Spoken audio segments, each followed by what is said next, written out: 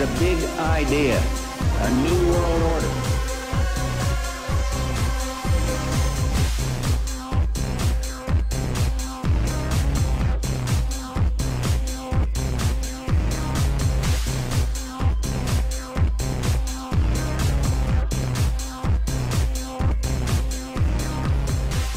Your world is not what it seems. Alex Ansary, Outside the Box. Good afternoon, ladies and gentlemen, and welcome to a very special edition of Outside the Box. It's May 14th, 2010.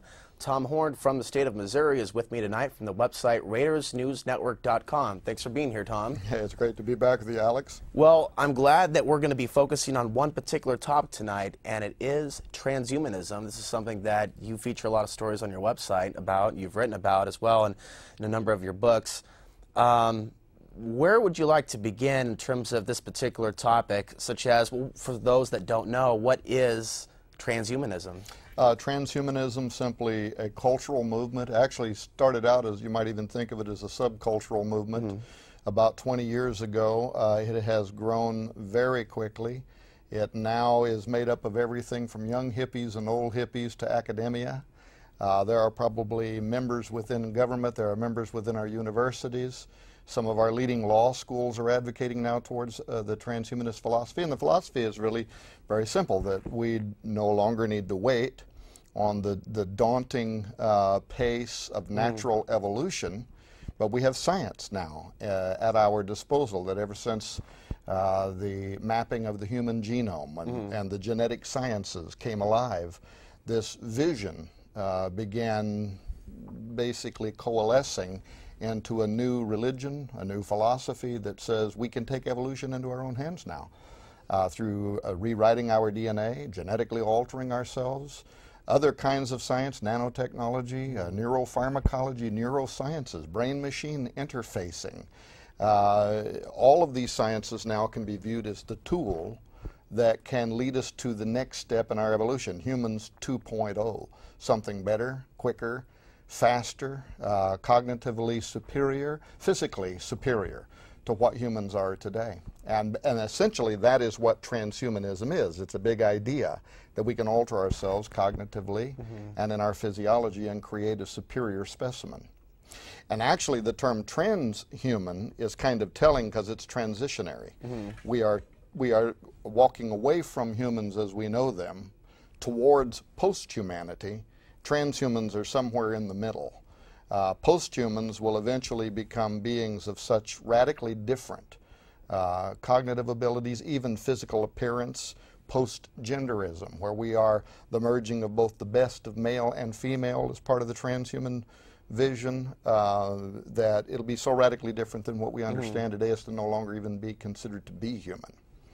One thing that I've come across lately is that there's a lot of people that are starting to pick up on the fact that this stuff was in movies a very long time ago, and it's interesting, and not only in movies but books.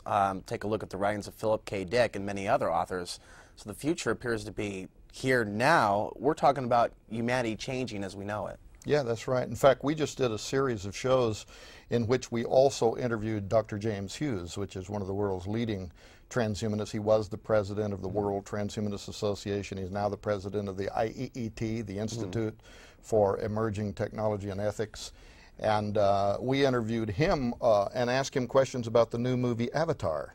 And if you've seen the film, it carries a tremendous amount of transhumanist themes in it. The Na'vi, the blue aliens, they have a ponytail that's almost something like a USB port, and they can plug themselves into all other kinds of life forms as if they're plugging themselves into some matrixial computer system.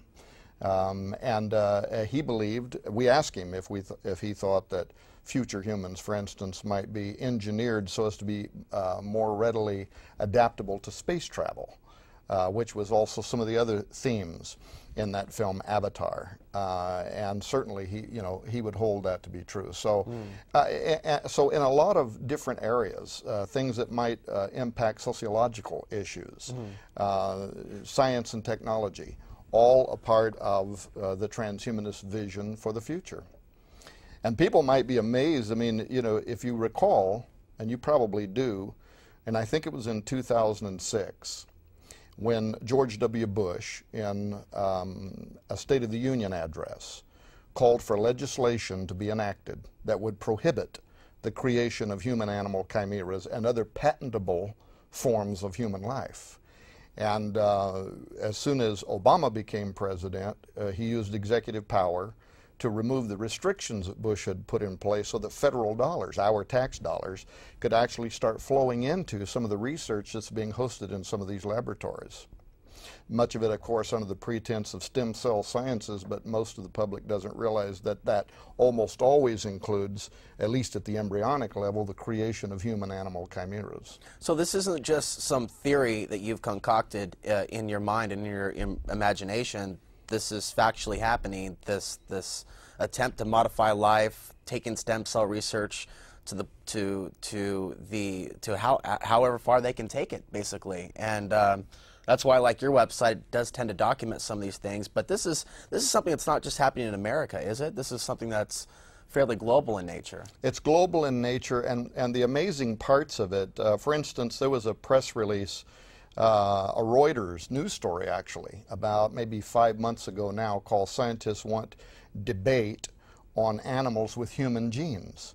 And if you recall, about 24 months ago, the whole embryology discussions, you know, that were going on in the UK, and these scientists were soliciting the government for public funds to fund their research into human-animal chimeras, and the government of the UK was taking so much pressure from parts of the public over the ethics of it, they opened it to kind of a public forum. So you had everybody, you had people that were for it, against it. The Vatican had 2 bishops that were there, and the 2 bishops said, if a woman participates in these experiments by providing eggs or ovum, and then later has a conflict of conscience and decided that she wanted to raise this half human, half animal as her offspring, she ought to have the right to do so. And what the bishops, I think, were illustrating was the tortured ethics, the questions that could arise in what we are now doing literally in thousands of laboratories around the world. Some of the Jewish Orthodox priests weighed in, and they said, well, if this is a part human, part cow, how much of it would have to be human for it to be protected under our laws, and at what point would the integration with the cow then allow us to burn it as a sacrifice?